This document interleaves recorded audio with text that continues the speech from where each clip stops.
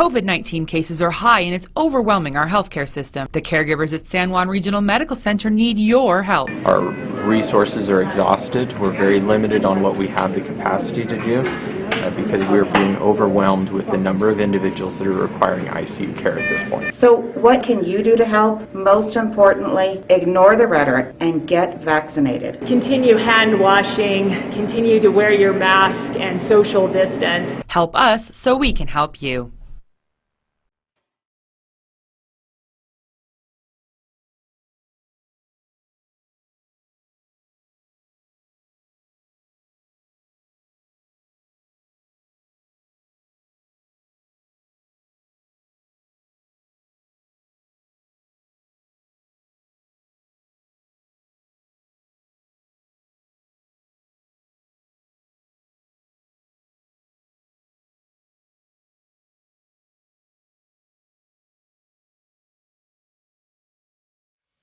Ten minutes past 8 o'clock. It is Wednesday morning, the 19th day of January, 2022. Good morning, everybody. I'm Scott Michlin, and thank you for tuning in to KSJE 90.9 FM, over the air, of course, here in San Juan County, New Mexico.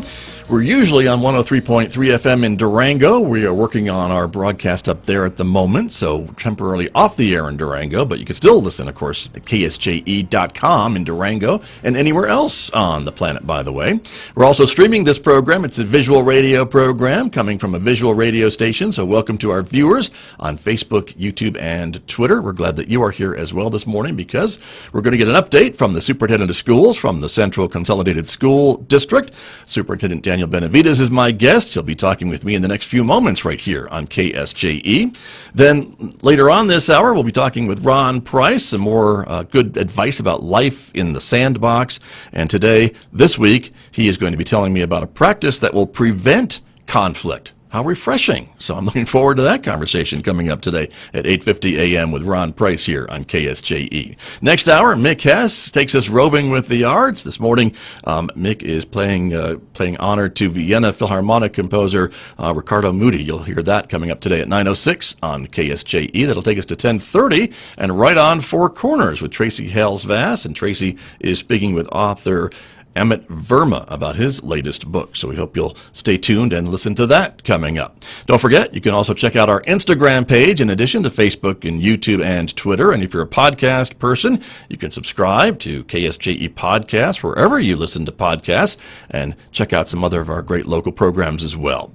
Outside our studios here at San Juan College, it's a cloudy morning so far, and we're expecting a partly cloudy day today. 27 degrees here in Farmington at the moment. It's going to be partly cloudy today with a high of 46, 18 overnight tonight, then more sunshine tomorrow with a high of 45 on Thursday, 18 degrees Thursday night, mostly cloudy on Friday with a high of 43, and then maybe a chance of some snow showers developing overnight on Friday with a low of 29, and more chances for rain or snow on Saturday with a high of 45 degrees and a low of 17 before things clear out, and we have a mostly sunny Sunday with a high of 46 degrees. Well, let me turn to my guest who is here with me this morning. Welcome back for the new year, Superintendent Daniel Benavidez from the Central Consolidated School District. Good morning. Welcome back. Good morning. Happy New Year. Thank you. Same to you. Good to have you here. Likewise. You are back. Your staff is back. Your students are back, and everybody is ready to wrap up the second half of the school year, huh? I think they are.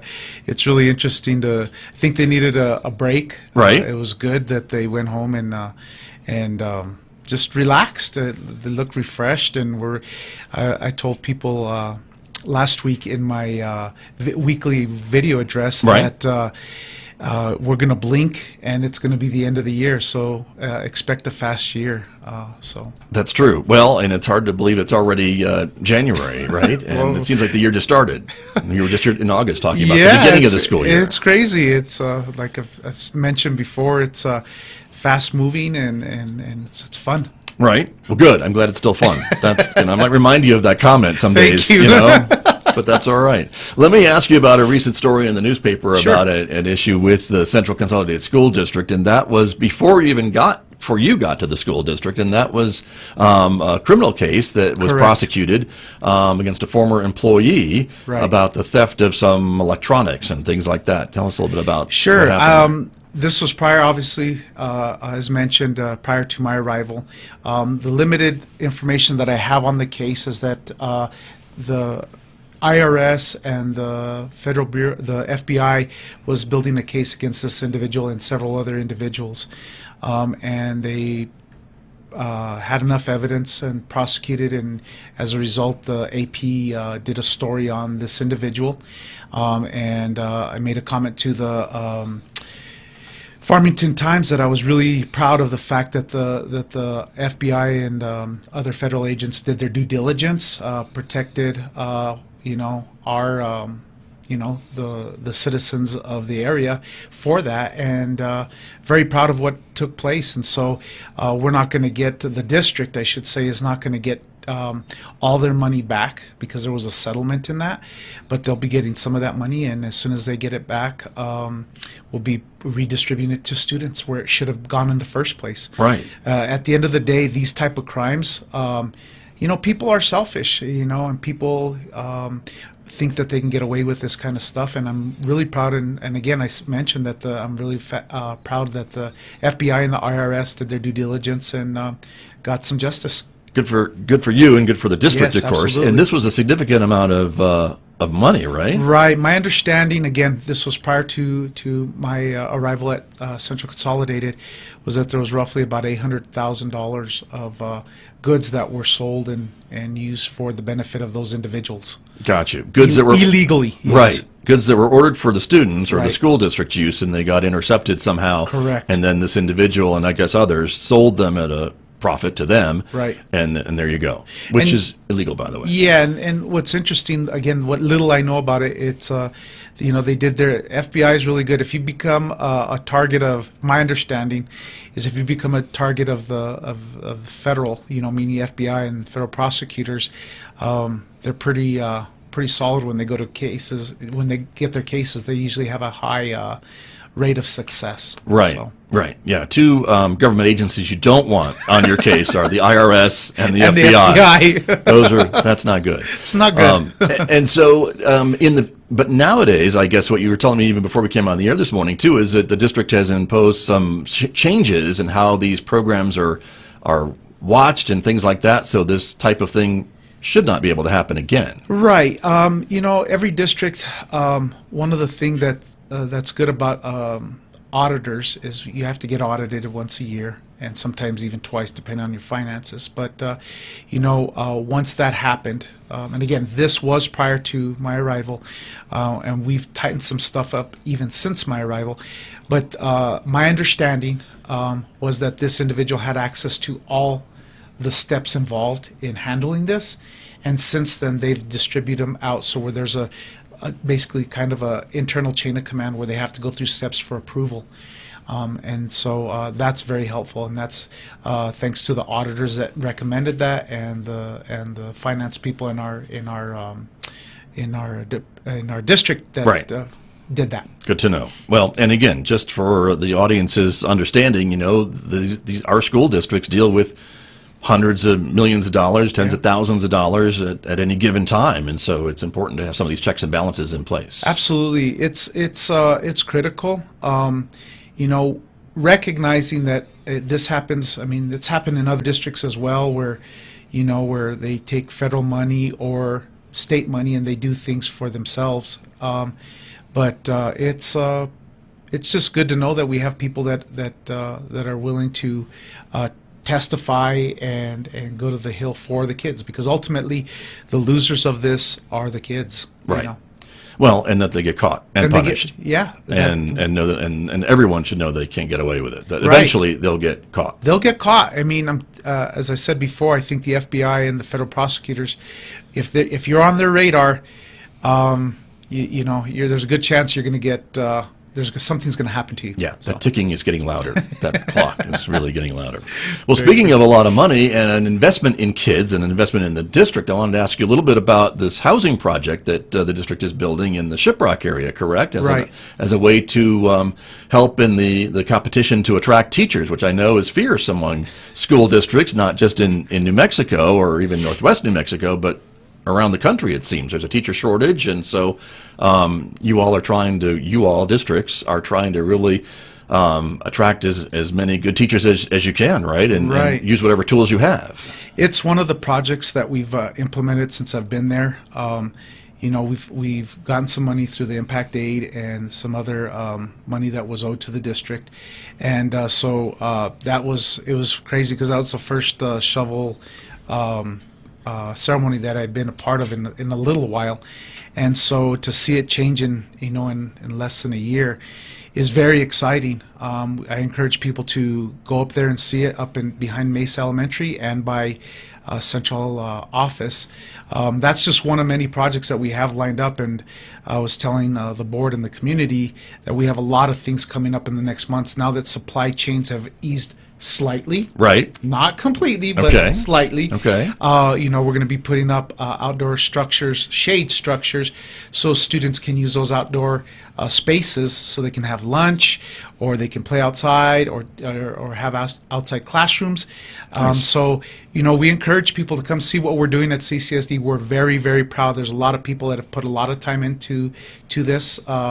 The board has been very supportive of where we're going as far as projects. We have some school buildings that we're excited that we're going to be getting built, and they're all, planned out. We're going to be very busy in the district. So Well, that's good. That's good very news, good. right? And It's that very you can good afford to do these things, which is another important thing. But let me go back a little bit about Sure. this housing project, because I actually have some photos to show people Yeah, about please. what we're talking about. So if they didn't want to make a drive to Shiprock, they could see them right here on the program Yeah. this morning. And so let me show what we're talking about. So this is Mesa Heights. yes, this is what we're talking about, right? This is just slightly east and north of the school. The school is south and west of there. And we see 4 units, and do you know how many total you're building? In that area right now, I believe there's 8 total. We're putting up 2 behind the furthest one to the right. Gotcha.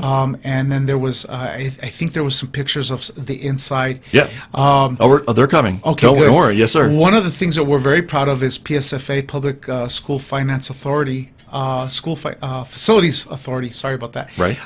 Is going to be. They really like the initiative, how we've set these buildings up, and they're going to use this as a model for the rest of the state. So, again, this is Congratulations. exciting. Thank you. Yeah. We're very proud of that. There's a lot of people that have put their sweat into it, and it's a team effort. It's exciting. And there's the guy from PSFA, Ryan, and then our operations director as we're walking the site as of Friday. And, for those of you that have never been around a building site, new housing is just good news. Right. It's really good news. That is it. And we want to be able to attract teachers to our area because our kids deserve the best. Right. And they deserve people that are committed to them and not just come in for 1 or 2 years, So. There you go. I like your jacket, by the way, in this Thank picture. And so, how big are these units about? Are they a 1-bedroom, question. 2-bedroom? So the ones that we have built there at Mesa and down at central office are 2-bedroom and 3-bedroom. Okay. Yeah. So there could be for a single person or a small family. Correct. Coming and in. we actually, some of our future plans for housing include single bedroom apartments for those individuals that don't have a family and they don't want a roommate, Right. or stuff like that. We are going to be building those. But the priority right now is to get those. We have a waiting list for housing. Sure. And those are for people that aren't from the area. Right. That we're recruiting that want to be here. So. Gotcha. And here's an inside shot too, by Yeah. the way, everyone, of the kitchen, and those countertops are nicer than mine, so they look really nice. They're really nice, and one of the things that we're proud of is that they're standardized, so we're not wasting a lot of money on being different. They're high quality. They're very affordable. The contractor's doing a phenomenal job with this. It's nice. It's good for the community. It brings a sense of community to those areas, and we're very, very proud of these. And again, this talks about, I think, some of the unique land use housing rules on the reservation, which is Correct. why this is so unique and maybe needed. And so you don't have teachers that are commuting an hour away. Right. They live literally maybe a few blocks from the Right. school, right? A reasonable commute to the schools, having to stay in the area is important. We can't. There is no housing for outsiders on the reservation, so we have to provide that.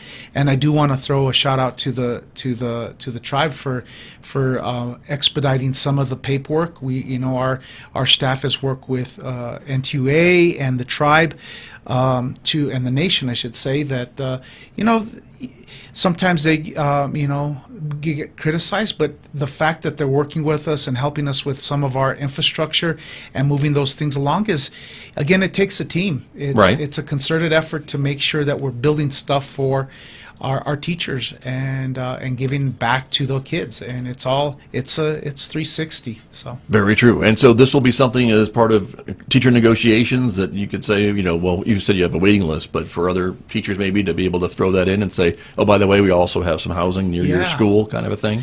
Our eventual goal is to have the 30 units up at Mesa and 30 units down at central office. So we have 60. Believe it or not, we need more than that.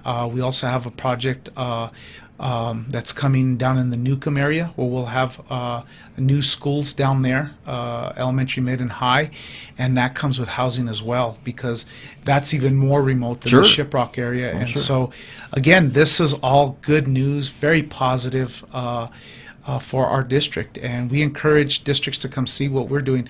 I visit other districts to see what they're doing that's good, that I could take back. Right. We want to invite other districts, and I'm proud of the fact that PSFA is looking at us as being a model for this. Right. So you'll see some of your housing in other districts, I bet, in the not too distant future, perhaps. Hey, that looks familiar. That's right. And I assume they're helping to pay for some of this too, are they not?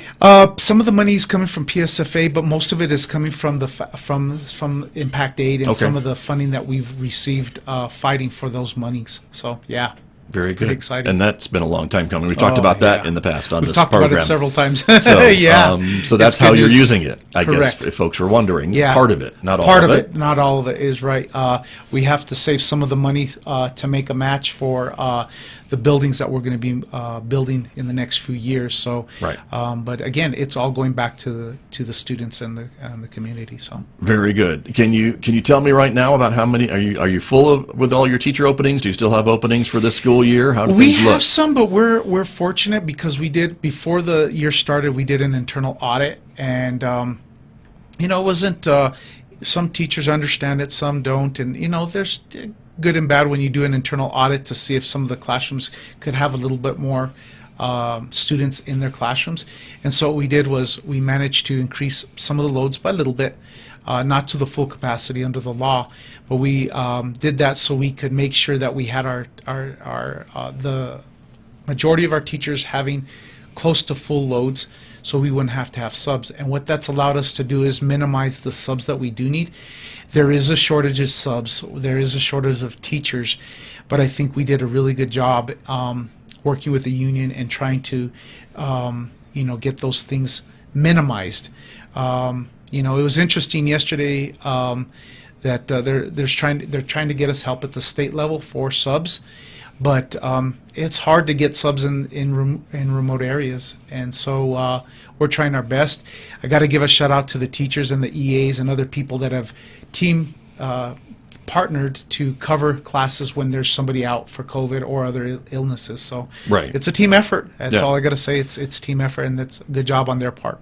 True. And we've just been talking about how the addition of housing will help with your permanent full-time teachers, and so I can only imagine some of the challenges of recruiting part-time substitutes or others to come to the district when you do have some commute times that are probably pretty long. And going back to the housing and recruiting, this allows for any, if people want to come to this area right out of college, they give us 5 years, they can live in a nice house. And be able to pay off some of their debt, and give us time. And, data shows that if they stay here more than 2 years, they're going to stay here quite a while. So our goal is always 5 years for any teacher coming from the outside, because that's fair for us. So, but again, it's all making sure that we get what we need for our students. Make it a win-win for them as well, and your students. There you go.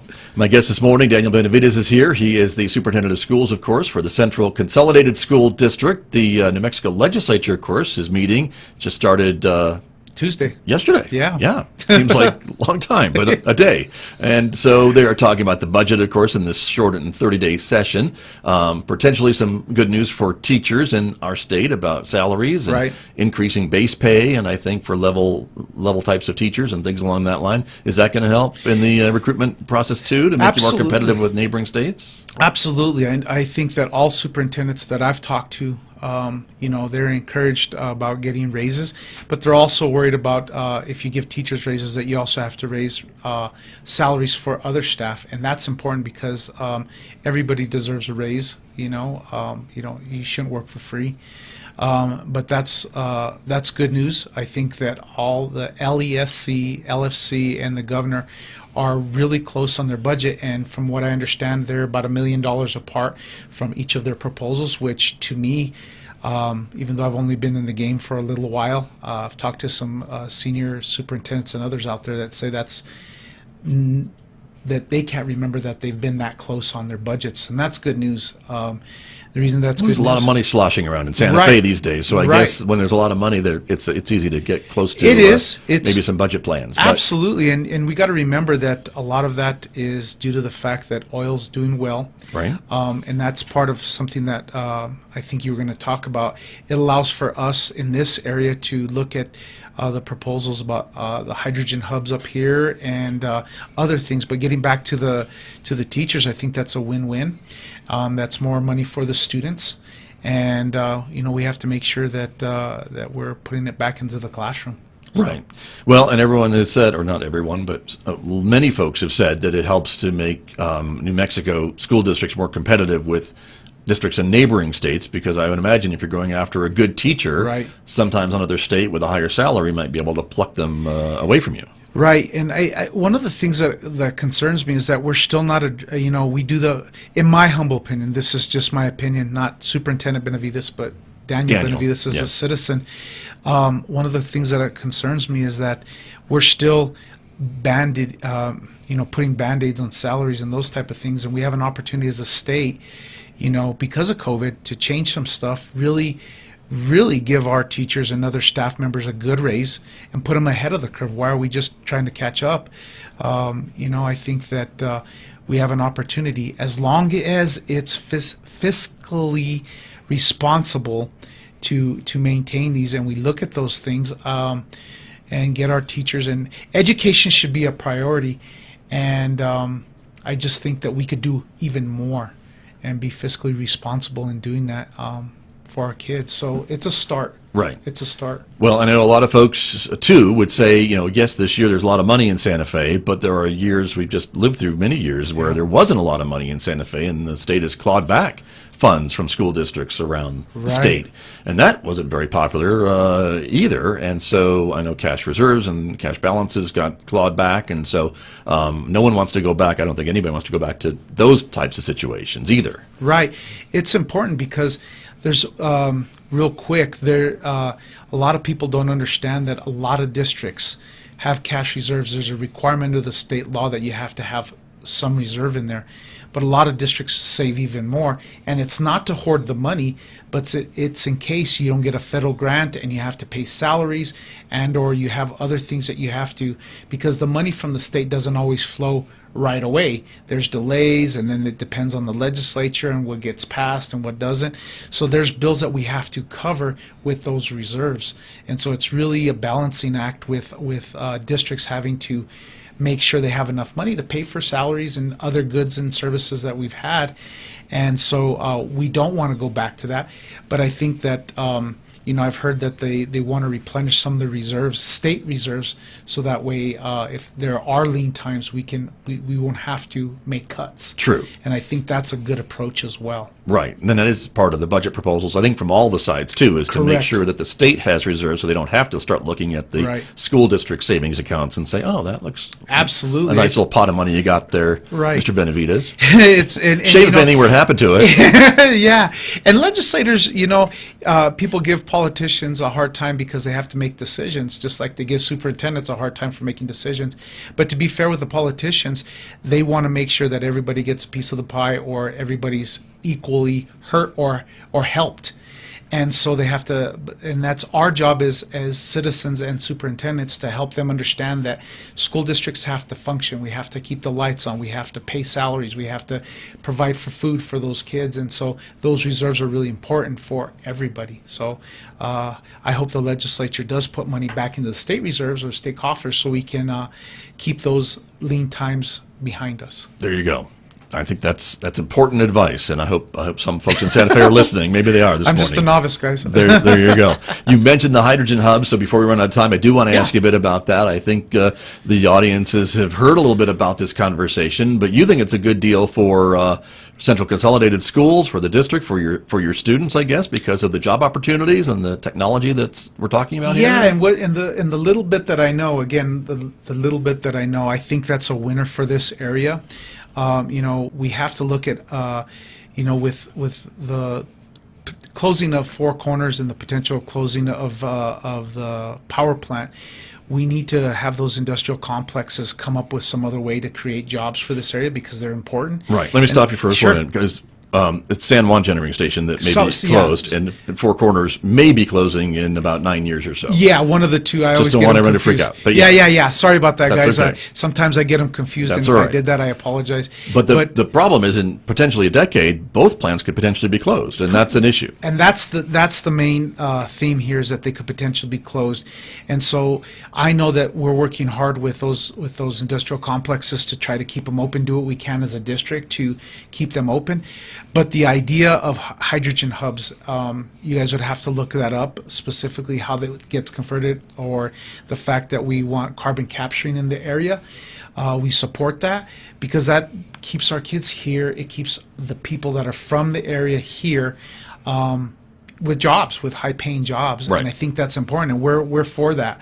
So when legislators ask us about it, whether you're on the left or the right, we're in favor of that. And I could be wrong, but I think that the governor has been in favor of that as well. So that's also positive for this area, because I think that this area wants to make sure we continue to have those jobs in this area, because it affects everybody. Farmington, Aztec, Bloomfield, Right. Shiprock, Kirtland, it affects everybody. Very true. And it's a whole new industry that the state would like to set up, and the federal government too, by the way. Right. And that's why we're talking about this. And just for the audience's FYI, we had a couple good conversations about hydrogen hubs and what that means with Mike Stark and Commissioner Chairman Fortner from the San Juan County Commission just last week. You can look for those on our website, a YouTube channel, or Facebook, of course. And with Four Corners Economic Development, Arvin Trujillo, he and I were talking about that just last week as well. So there's been a few conversations about it and what it all means, because That's awesome. I guarantee you're going to hear more about it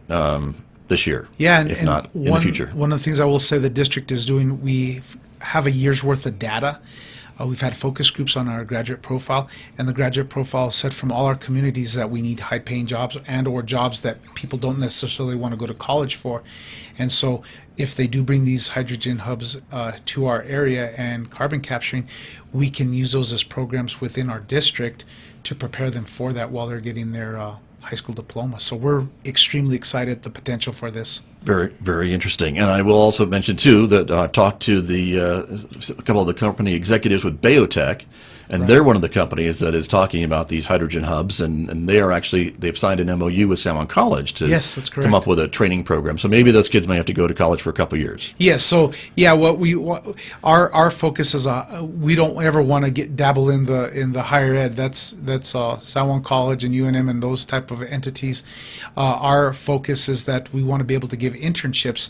Right, sure. Out of high school when they're doing that, maybe in the summer internship, set them up for those possibilities, and those are easy things for us to do to encourage kids to stay here, because one of the issues that we've seen at CCSD and probably other districts is keeping our own talent. We don't want our talent to leave the state or go somewhere else. We want to keep that talent here. It's Right. extremely important. Very true. And for your students, I think especially true is, where do they find those high-paying jobs to support a family and things along that line? Because maybe, if those power plant jobs or coal mining jobs aren't going to be there anymore, what will be there? Right. And that's the question. And you don't, it's people don't want to leave their traditions and their values and those type of things. They shouldn't have to leave an area to get those high-paying jobs. And if they're able to live in an area, still be able to live in and breathe their culture and have those things available to them, also get high-paying jobs, I think that's a win-win. It's extremely exciting. Very true. Mr. Benavidez, always great to talk to you. Thanks for coming in. Thank you, and thanks for having me again. And, of course. You're committed to being here all spring. Yes, that's correct. The schedule's allowed. Yeah, one of the things I want to close with real quick is to say that the next time we meet, the session will be over, so we might have some interesting topics to talk about. I bet we will. So we will plan on that, and I'll hold you to it. So all righty. We will see you in about a month. All righty. Thank you for having me. You're welcome. That is Daniel Benavidez. He is the superintendent of schools, of course, with the Central Consolidated School District. My guest this morning here on KSJE. KSJE and San Juan College present the Student Success Coaching Tip of the Week. Hello, my name is Emin Chi. I'm one of the Student Achievement Coaches here at the San Juan College Student Achievement Center. Today we are bringing you Coaching Tips of the Week. First and foremost, make sure you get a college planner. This can be a planner with a creative design, a plain notebook, a wall calendar, or even a small dry erase calendar for your desk that changes each month. A wall calendar or desk calendar is best for double-checking appointments, events, and due dates, while a notebook planner of some sort will be best for planning on the go. Wherever you are, this planner will keep you in check when you're in classes or in a meeting with your advisor. For those of you, if digital works better for you, think about setting up an agenda on your mobile device. This can include your computer, phone, or your tablet. Within that, you can set up reminders for test dates, department events, study times, and assignment due dates. The Student Success Coaching Tip of the Week, presented by KSJE and the Student Achievement Center at San Juan College. KSJE is supported by the Farmington Civic Center, bringing a full slate of entertainment to Farmington and San Juan County. The immersive experience of the Spirit Coalescence, Saturday, January 29th at 7 p.m. The Farmington Civic Center, 200 West Arrington in downtown Farmington. Find out more online at fmtn.org/shows or at 505-599-1148.